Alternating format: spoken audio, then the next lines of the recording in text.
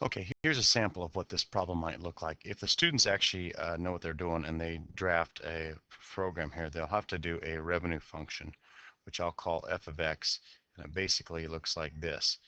That function is going to be a function of two things. You've got to have your cost per person, which is $80, minus the discount, which is $2 for every person over 20 that they get.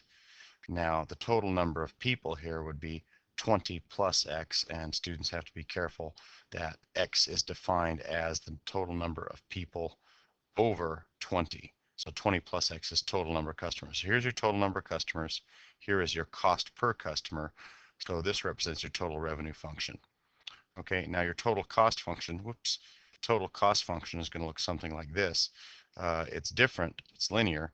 We'll call it g of x. And what the total cost function looks like is it's got a fixed cost, a crucial business concept there, $500 flat fee, plus the cost per person, which again is going to be multiplied by this 20 plus x number, but the cost per person is a flat rate, $15. Okay, so this is simply $15 per person, and there is your cost function. So we got a little bit of work to do here, but you can see quickly that if we did some of that work, you'd get very quickly into some math functions here. So I'll go back and do the total revenue function here and just solve it or FOIL it. So I'm going to go 80 times 20, looks like it's going to be 1600, 80 times x, and you can see the math going on here. So they can get a plus 80x. And then you do the inside, and you're going to get a minus 40x, I believe. And of course, the outside, you get a minus 2x squared. So the students had to do some FOIL there, and a good math concept for us there. So there's our function. If we simplify that, looks to me like it's going to be minus 2x squared. Oops, can't write. You got that one. These two are going to combine to be a plus 40x when you take the plus 80 minus a 40, and you'll have a plus 1600. Right there is your new f of x, or what I call the revenue function.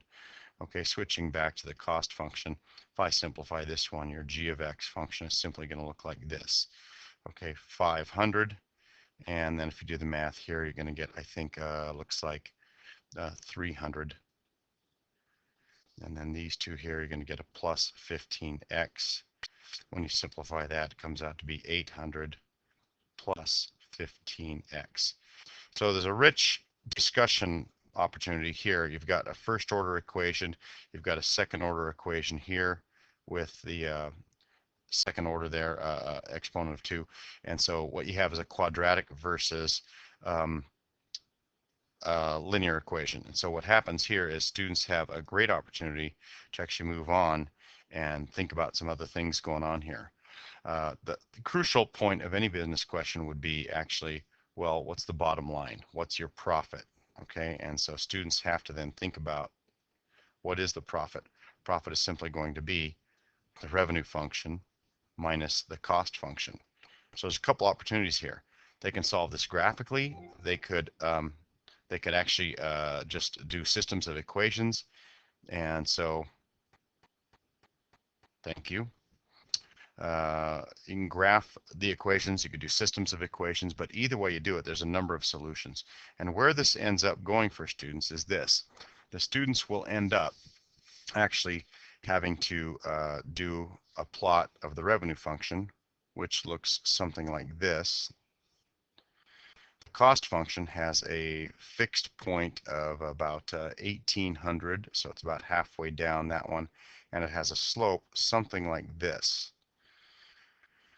If you subtracted this first function, f of x, from the second function, g of x, it might lead to some very interesting things. This apex here would lead a lot of students to believe, of course this is dollars, this is number of customers going this way. This leads a lot of students to believe that actually your optimal profit could be here, because that's where your optimal revenue is. But it all depends on the slope of this line here. It all depends on how quickly the slope of this line here is changing. And what students actually do find is, if they do it properly, they find that your optimal profit is not where your optimal revenue is. There's a point of diminishing returns in here that actually turns out very nicely to be slightly less than this. So actual profit here comes out to be where the number of customers equals 6, and not 10 where the apex of this graph is. So there's all kinds of things to be done there. What this solution does is it forces kids to combine business concepts with algebra concepts and quadratics and systems of equations and all that. It makes them write expressions. It makes them understand the meaning of them. And where it leads to is it leads to a fundamental business understanding that if you oversell a product, especially with an escalating discount, you can actually work yourself, or you can oversell yourself right out of profits. So what this problem really does is it teaches both and.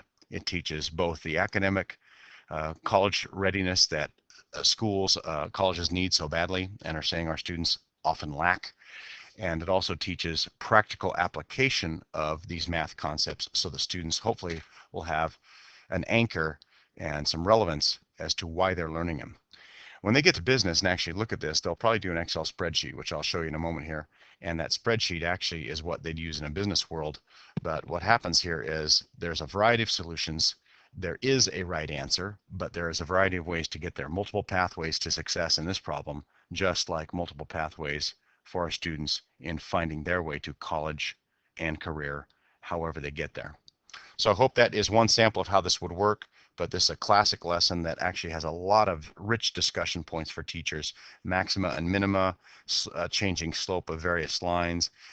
Is your maximum of one function equal to the maximum of another function after you've subtracted two functions? There's a lot of math in this, and there's a lot of business in this as well. So we hope that you agree that this is doable. A math teacher could handle this. A business teacher should be able to handle this. And it's a both and problem. And it teaches both the academic concepts and the practical business concepts. So I hope you like it.